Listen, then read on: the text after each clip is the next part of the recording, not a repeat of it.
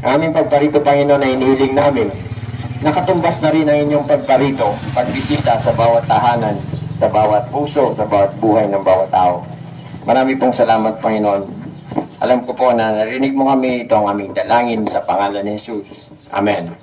Okay, magandang umaga po sa bawat isa, mga taga rito. Magandang umaga po at nawa po ay bigyan nyo ng pagtuon ng pakikinig ang aming pong pangangaral mula sa salita ng Diyos sa ang banal na Biblia.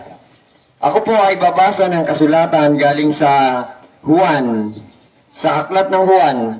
At ito po ay nasa Kapitulo 3 at talatang 36, John 3:36. Babasahin ko po sa salitang Ingles. At ito po ay nagsasabing, He that believe on the Son had everlasting life. Ulitin ko po ang sabi, He that believe on the Son had everlasting life. Siya na nananalig, sumasampalataya sa anak, ay may buhay na walang hanggan. And he that believe not the Son shall not see life. Siya na hindi sumasampalataya sa anak ay hindi magkakaroon ng buhay. But the wrath of God abideth on him. Ngunit ang puot ng Diyos ay mananatili sa kanya.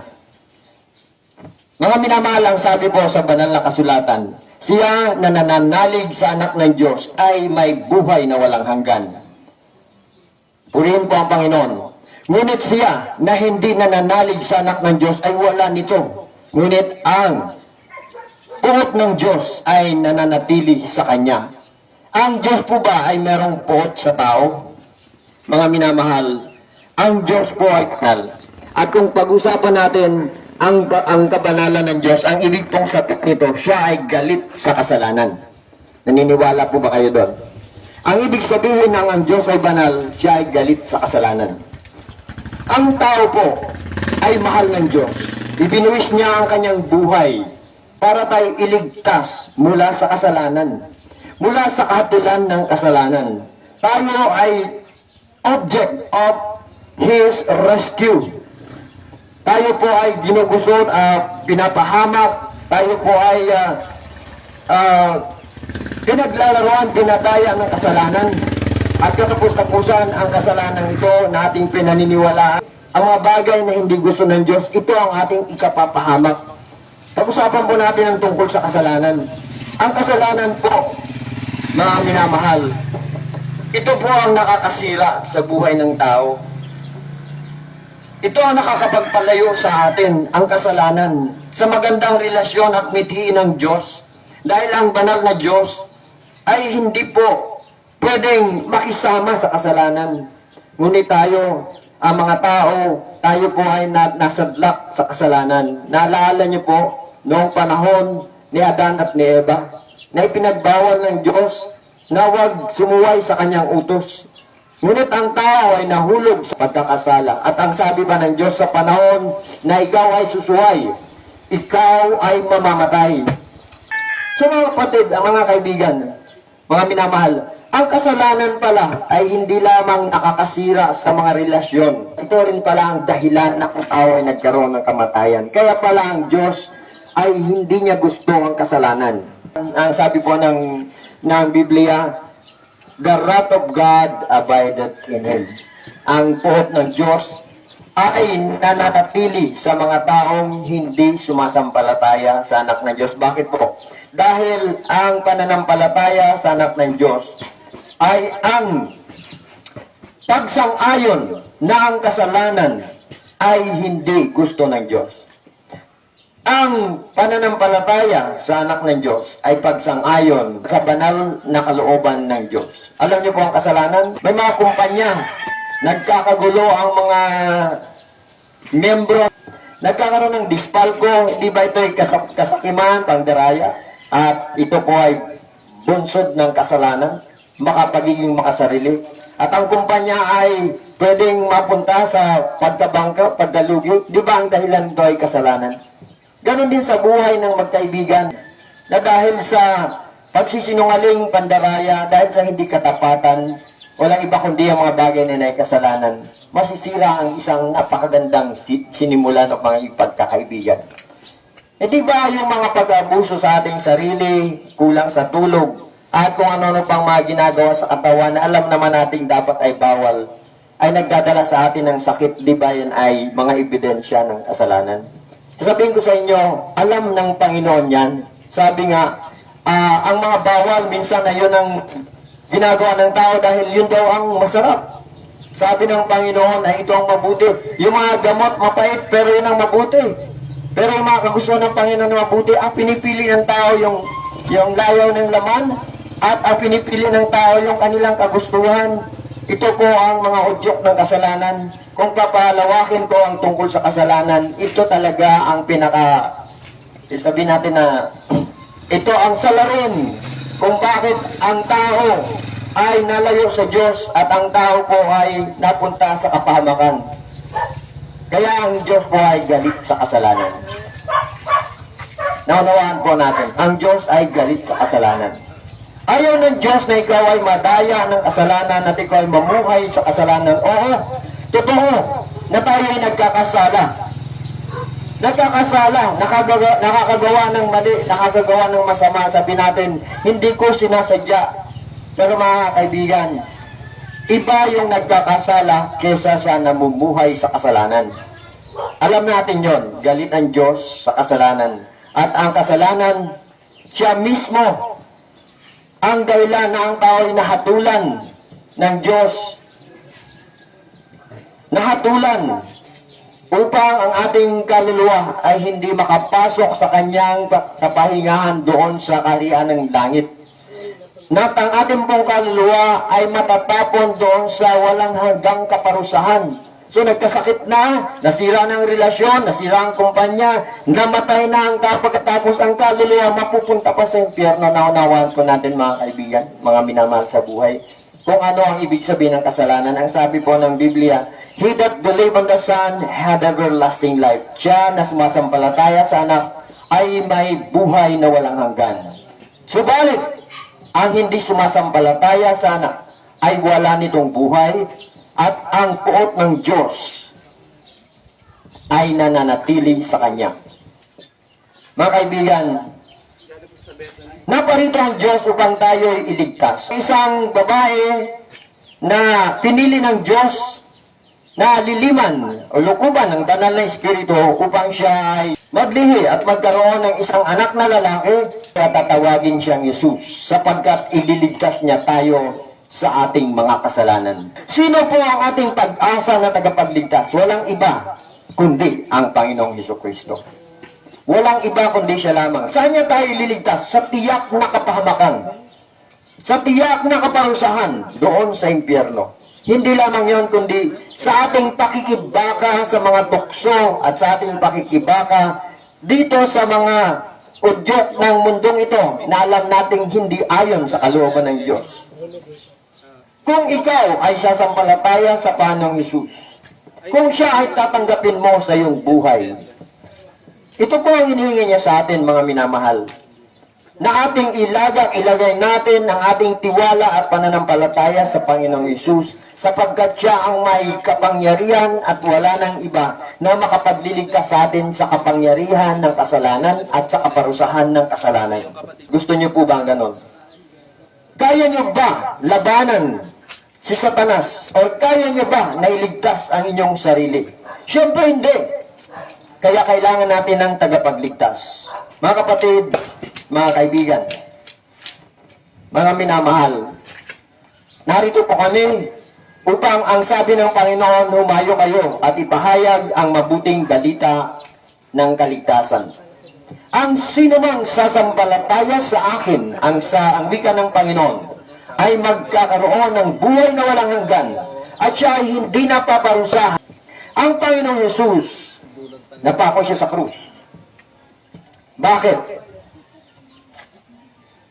Dahil yun ay kailangan sapagkat siya lamang ang tanging persona na perfecto, walang kasalanan, at siya ang sapat siyang Perfect na pangbayad sa kasalanan. Yan ang sabi sa Roma, sapagkat ang lahat ay nagkasala at walang sino mang nakaabot sa kaluwalhatian ng Diyos. At ang kabayaran ng kasalanan ay kamatayan. So, ako ay makasalanan. Babayaran ko yung aking kasalanan. Ako ay hahatulan ng kamatayan at itatapon ang kaluluwa doon sa impyerno. Mga kaibigan, nabayaran ang kasalanan. Pero ako ay nasa impyerno. Hindi po dapat mangyari sa iyo yon, hindi dapat mangyari sa akin yon. At ang ginawa ng Panginoong Hesukristo, dahil siya ay walang kasalanan, perpekto, at siya po ay tanging handog ng galing sa Diyos, kaya niyang bayaran ang lahat ng kaluluwa ng tao sa buong mundo sa pamamagitan ng kanyang sariling dugo at ng kanyang kamatayan. At nung siya ay namatay sa krus, at nung siya ay nagbuwis ng kanyang buhay, yun ay bayad para sa kasalanan mo, kasalanan ko, kasalanan ng lahat ng tao sa buong mundo. Sapagkat nung siya ay namatay, ay kaya niyang bawiin ang buhay na ito. Sabi niya, I will lay down my life, but I will take it back again. Siya po ay namatay, inilibing, at muling nabuhay. Di po ba? At idiniklara na siya ang tagumpay ng tagapagligtas ng lahat ng tao na sasampalataya sa Kanya. Kailangan po ang iyong pananampalataya. Kailangan ang buong puso na pananalig na sabihin mong, Panginoon, ikaw ang tagapagligtas. Siya ang manunubos. He is the Redeemer. Kung tatanggapin mo na yung dugo at yung buhay niya na ibinuwis doon ay kabayaran sa iyong kasalanan, ay hindi ka na magbabayad. Lahat ng taong nakaunawa nito, naglagak ng kanilang pananampalataya sa Panginoon. Naramdaman ko na ang Panginoon ay pumasok sa aking buhay. Inimbita ko siya, tinanggap ko bilang tagapagligtas. Binigyan niya ako ng buhay na walang hanggan. Isang milagro ang pangyayari na ino-offer ng Panginoon. Kung tatanggapin mo siya, hindi ka na paparusahan. Hindi ka na hahatulan sapagkat inangkin na ni Kristo ang kaparusahan yon at siya ay tinawag na manunubos. Sapagkat walang pangalan na binigay sa silong ng langit na sukat ikaligtas ng isang tao, kundi sa pangalan lamang ng Panginoong Hesukristo. Sabi ng Panginoon, I am the way, I am the truth, I am the life. No man cometh unto the Father but by me. Ano ba ang paraan na ikaw ay pupunta sa langit? Kaibigan, sinasabi natin na magpakabuti, sumali sa isang relihiyon, maging matapat, ganon. Hindi sapat ang mga yon dahil tayo ay makasalanan pa rin. Kailangan natin ng katubusan. Sa katotohanan ko, maaaring magkasala pa tayo kung meron tayong ipinagmamalaki na ako naman ay mabait, ako naman ay relihiyoso. Sapagkat, kaibigan, wala tayong may pipresenta sa harap ng Panginoon, kundi ang pagpapakumbaba lamang. Sasabihin ko sa iyo, ang tanging mong may pipresenta sa harap ng Panginoon ay aminin mo na ikaw ay makasalanan at hindi mo kayang iligtas ang iyong sarili. Ito po yung pagpapakumbaba. Sabihin mo, patawarin mo ako, Panginoon, iligtas mo po ako. Ito po, si Kristo ay kailangang mamatay sa krus. Bakit? Para tayo ay maligtas. Si Kristo po ang tanging kabayaran na perpekto para tayo maligtas. Now, kung pwede kang maligtas sa sarili nating naisip na paraan o sa relihiyon o saan mang bagay, pwede naman pala. So, hindi na dapat mamatay si Kristo. Bakit pa kailangan siyang mamatay na pwede naman pala ikaw maligtas sa iyong naisip na paraan? Ngunit hindi po ganon. Ang kaligtasan ng ating kaluluwa ay nakasalalay sa pagbuwis ng buhay ni Kristo sa krus. Siya ang katubusan. Kaya ang sabi sa Biblia, ang sinumang sumasampalataya sa anak ng Diyos ay may buhay na walang hanggan. Salamat sa Panginoon. Dahil sa Kanya, tinubos niya ako. Ngunit ang sabi ng kadugtong nito, ang sinumang hindi nananalig sa anak ng Diyos ay nananatili sa kasalanan. at ang puot ng Diyos ay nananatili sa Kanya. Wala po tayong ibang magawa kundi magpakumbaba. Sabihin ng Panginoon, iligtas niyo po ako. Hindi ko po kayang iligtas ang aking sarili. Wala akong magagawa kundi ang magtiwala sa iyo at magpakumbaba sa iyo. Nandito po kami para ipresenta po ang tinatawag na mabuting balita ng kaligtasan. Magpakumbaba tayo at tumanggap sa Kanya. Papasukin siya sa ating puso. Kilalanin siya bilang tagapagligtas. Kilalanin siya bilang bugtong at walang ibang makapagliligtas. Mabuti ang relihiyon, nagtuturo sa atin ng disiplina, nagtuturo sa atin ng mga bagay, nakakatulong sa atin. Pero hindi makapagbibigay ng kaligtasan ng kaluluwa ang relihiyon. Tanging ang Panginoong Hesukristo lamang. I-surrender po natin ang lahat. Sabi natin, Panginoon, wala na akong pinagtitiwalaan. Hindi ko kayang iligtas ang aking sarili. Tinanggap ko po ang Panginoon March 1986. At mula nung araw na yon, siya ay pinapasok ko sa aking puso at sabi ko, Panginoon, patawarin mo po ako at ako po ay tupusin mo sa kaparusahan ng kasalanan. Bigyan mo po ako ng tinatawag mo na regalo na buhay na walang hanggan.